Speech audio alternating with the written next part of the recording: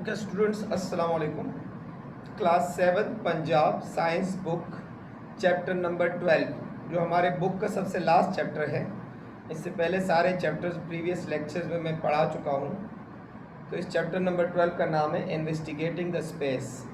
ठीक है, इसमें हम कॉमेट्स के बारे में और बिग बैंग थ्योरी के बारे में और ये सारे क्वेश्चंस हम पढ़ेंगे। तो सबसे पहले चलते हैं एक्सरसाइज की जानिब। तो स्टूडेंट्स, एक्सरसाइज में पहला क्वेश्चन है explain the big bang theory of the origin of the universe. ठीक है। Question number 4, describe the life cycle of a low mass star, describe the 3 main types of galaxies and write notes on star distances, safety methods to use when observing the सन।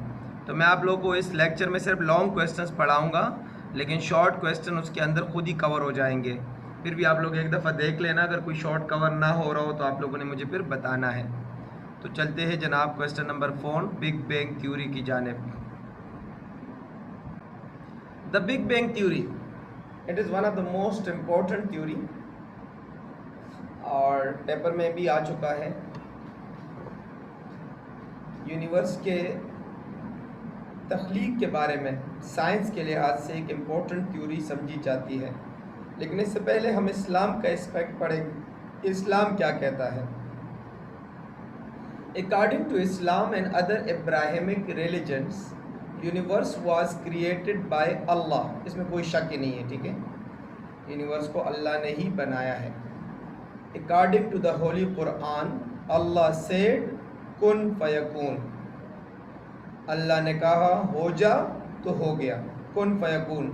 अल्लाह ने हुक्म दिया कि ये universe बन जा, तो बस बन गया, बात ख़त्म। Scientist have been presenting different theories of creation of the universe from time to time. लेकिन साइंटिस्ट भी टाइम टू टाइम मुख्तलिफ किस्म की थ्योरीज प्रेजेंट कर रहे हैं कि यूनिवर्स कैसे बना। ठीक है, one of this theories is the big bang theory. इनमें एक थ्योरी बिग बैंग थ्योरी भी है। And according to this theory, about 10 to 20 billion years ago, the universe was packed into one giant fireball. Then a tremendous explosion started the expansion of the universe. This extraordinary explosion is called Big Bang. 10 to 20 billion years पहले universe एक बहुत बड़ा fireball था, एक giant fireball था। फिर उसके बाद अचानक एक बहुत बड़ा धमाका हुआ, एक्सप्लोजन हुआ और ये यूनिवर्स एक्सपेंड होना शुरू हुआ। इस एक्स्ट्रा ऑर्डिनरी एक्सप्लोजन को बिग बैंग कहते हैं। बिग बैंग एक बहुत बड़ा धमाका, मतलब यूनिवर्स पूरा एक बहुत बड़ा फायर बाल था। ठीक है, आग का बाल, मतलब एक इतना बड़ा बाल जिसने पूरे यूनिवर्स आप ले ले और वो पूरे हर साइड पे आग ही आग लगी हुई थी। उस आग की हीट की वजह से एक बहुत बड़ा धमाका हुआ और उस धमाके को, एक्सप्लोजन को बिग बैंग कहा जाता है। उसको क्या कहा जाता है? बिग बैंग कहा जाता है। अभी स्टूडेंट्स आप लोग को मेरी आवाज़ क्लियर आ रही होगी क्योंकि मेरा माइक ऑफ था। पहले मैं लैपटॉप का माइक यूज़ कर रहा था बीच में। This explosion hurled matter and energy in all directions. इस एक्सप्लोजन ने मैटर और एनर्जी को स्प्रेड किया मुख्तलिफ डायरेक्शंस में।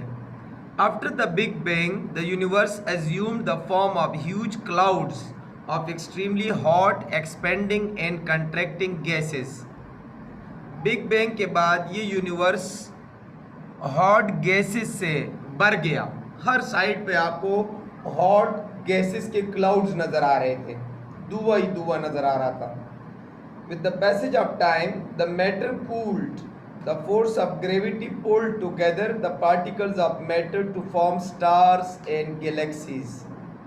अब अगर आप लोग के बीच में this explosion hurled matter and energy in all directions तक लिख लो तो भी काफ़ी है, और ये आखिरी लाइन लिख देना कि with the passage of time the matter cooled, the force of gravity pulled all the things together and it form stars and galaxies. बस, मतलब ये बीच में जो आफ्टर द बिग बैंग वाला लाइन है ना, इसको बेशक छोड़ दो क्योंकि थोड़ा सा मुश्किल लाइन है। मतलब क्या हुआ, एक बहुत बड़ा एक्सप्लोजन हुआ, उसका नाम है बिग बैंग, और उस एक्सप्लोजन की वजह से मैटर और एनर्जी तमाम डायरेक्शंस में स्प्रेड हो गए, और कुछ टाइम बाद इन्हीं पार्टिकल से स्टार और गैलेक्सी बना। बस अपने अल्फाज में भी लिख सकते हो। The big bang theory was first proposed by priest George of Belgium. This theory was supported by discoveries of dash dash winning scientist and dash dash. उसको छोड़ दो, इस लाइन को, इसकी ज़रूरत ही नहीं है। नंबर 1 ये एविडेंस है। ओके, बिग बैंग थ्योरी को किस किस ने एविडेंस दिया, किस किस ने सबूत दिए कि बिग बैंग थ्योरी सच्ची है, तो उसमें 2 एविडेंस सामने आ गए। सबसे पहले एडविन हबल, जिसने हबल टेलीस्कोप भी बनाया था। Edwin Hubble found experimental evidence to support the big bang theory. He found that distant galaxies in every direction are going away from us with a very high speed. This observation is acceptable if the universe began in the huge explosion. Edwin Hubble ने experimental evidence दे दिया big bang theory को support करने के लिए, और उसने क्या एविडेंस दिया? He found that distant galaxies in every directions are going away from us with a high speed, कि जो दूर दूर के गैलेक्सीज हैं वो बहुत हाई स्पीड के साथ हमसे दूर दूर जा रहे हैं, हमसे दूर दूर जा रहे हैं। ठीक है। After the big bang the universe assumed the form of huge clouds of extremely hot sorry गलत जगह चला गया।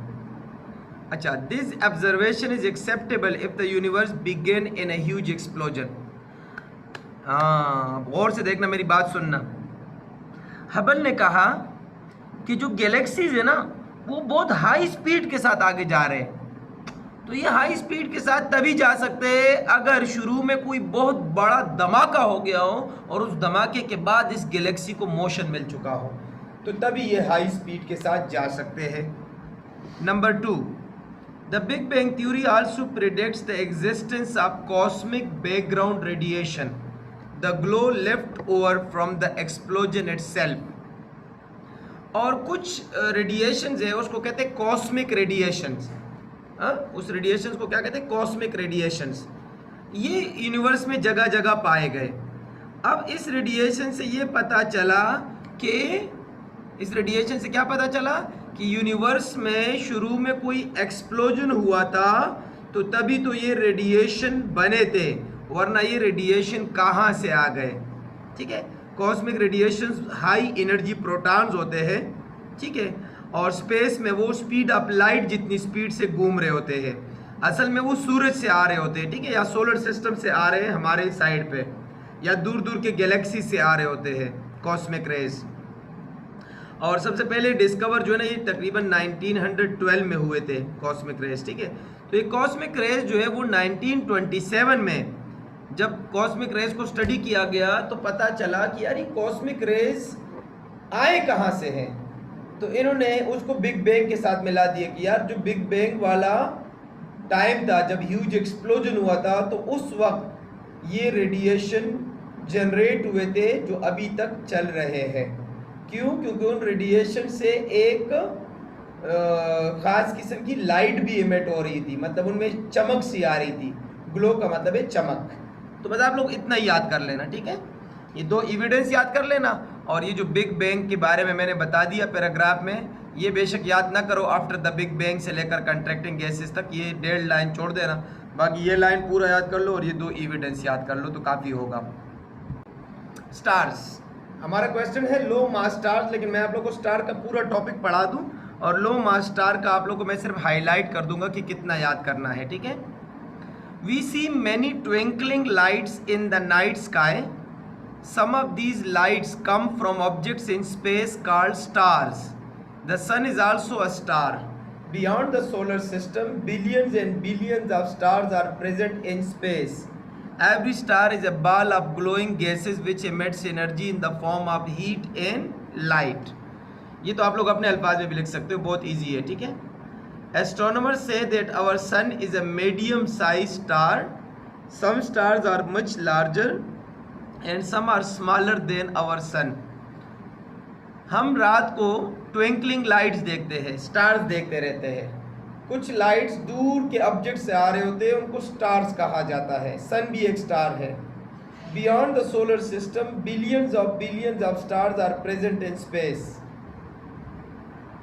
सोलर सिस्टम के बैक साइड पे हम जाए, मतलब हम सूरज से हट जाए, तो जिस तरह सन एक स्टार है, इस तरह बाकी बिलियन स्टार्स इस स्पेस में मौजूद है। एवरी स्टार, यहां से स्टार की डेफिनेशन स्टार्ट होगी, ठीक है। Every star is a ball of glowing gases which emits energy in the form of heat and light. Every star, हर एक स्टार जो है वो ग्लोइंग गैसेस का एक बॉल है, ठीक है, जो हीट और लाइट की सूरत में एनर्जी एमिट करता रहता है। Astronomers say that our sun is a medium size star. Astronomers ने क्या कहा है कि sun is a medium size star.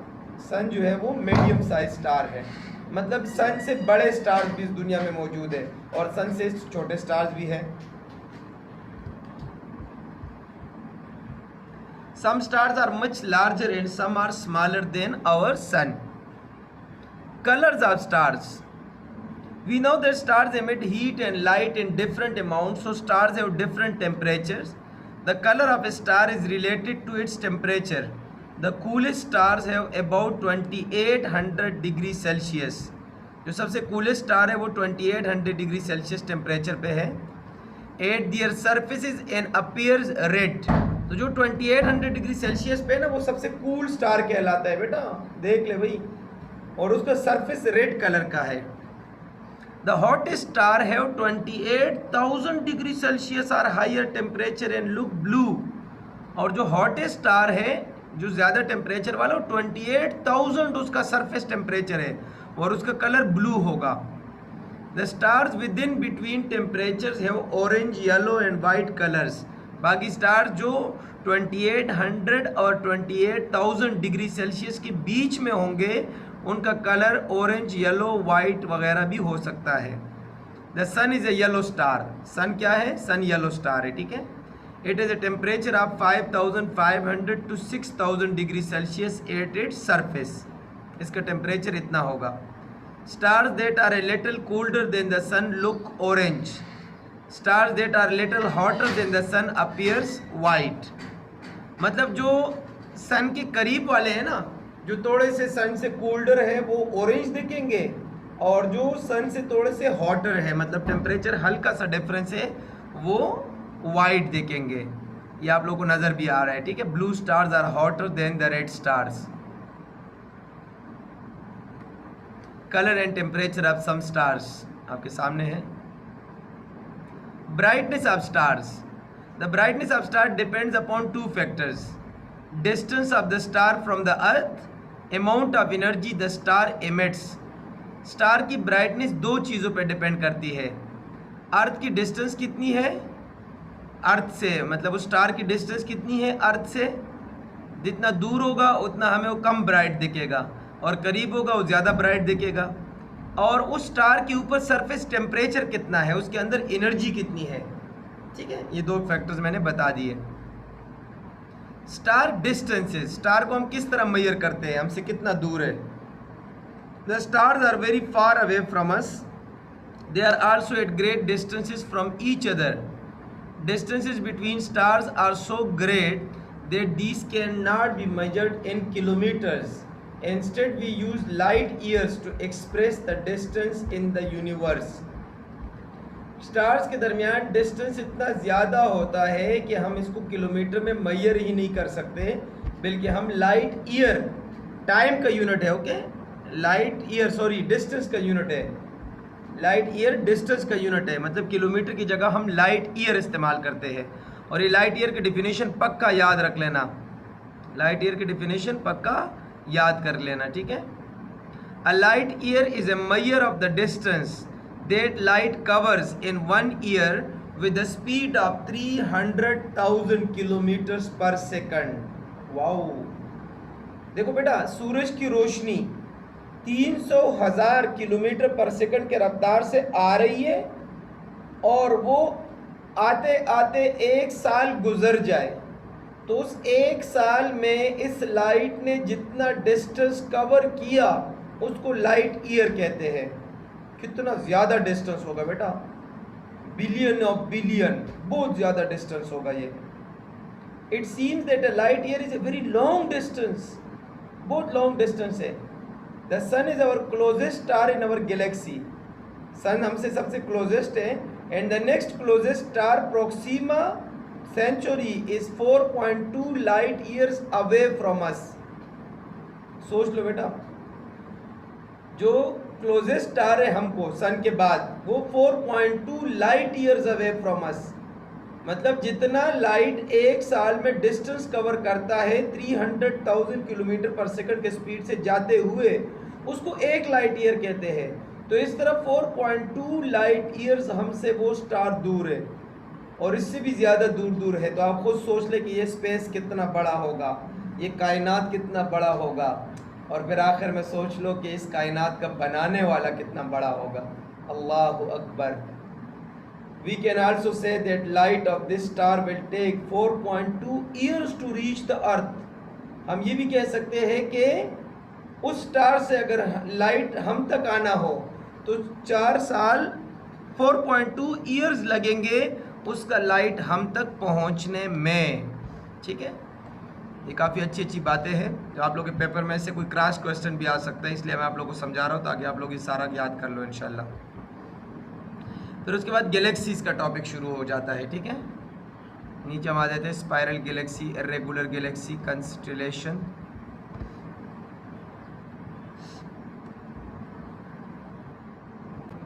Okay बेटा, वो जो क्वेश्चन है ना, describe the life of a low mass star, वो आपका ये डार्क स्टेज है। डार्क स्टेज आपने पूरा लिखना है, लेकिन फिर भी मैं आप लोगों को ये तीनों पढ़ा देता हूँ। ठीक है, death of a star, the matter of a star is converting into energy, this radiant energy is released into the space.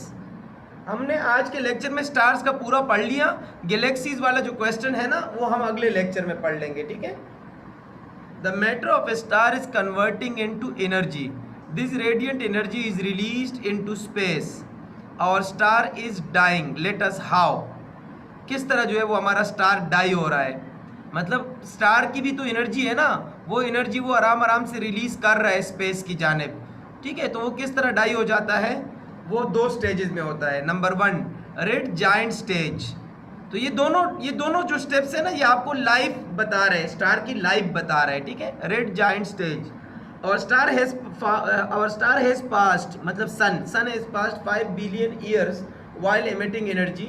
After the next 5 billion years, the hydrogen in the core of the sun may be used up. The sun will start to collapse, its core will become denser and hotter, and the sun will swell in size. 5 billion years हो गए कि सन हमें energy दे रहा है। अगले 5 billions में इसकी जो सेंटर में हाइड्रोजन है वो सारा ख़त्म हो जाएगा, सन कोलैप्स हो जाएगा, टूट जाएगा।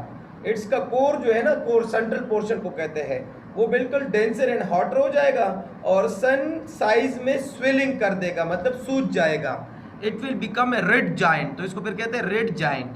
The sun will be a red giant for only 500 million years, 500 million years तक फिर ये रेड जाइंट ही रहेगा। Dwarf stage, by and by the sun in the form of red giant will cool and gravity will make it collapse inward.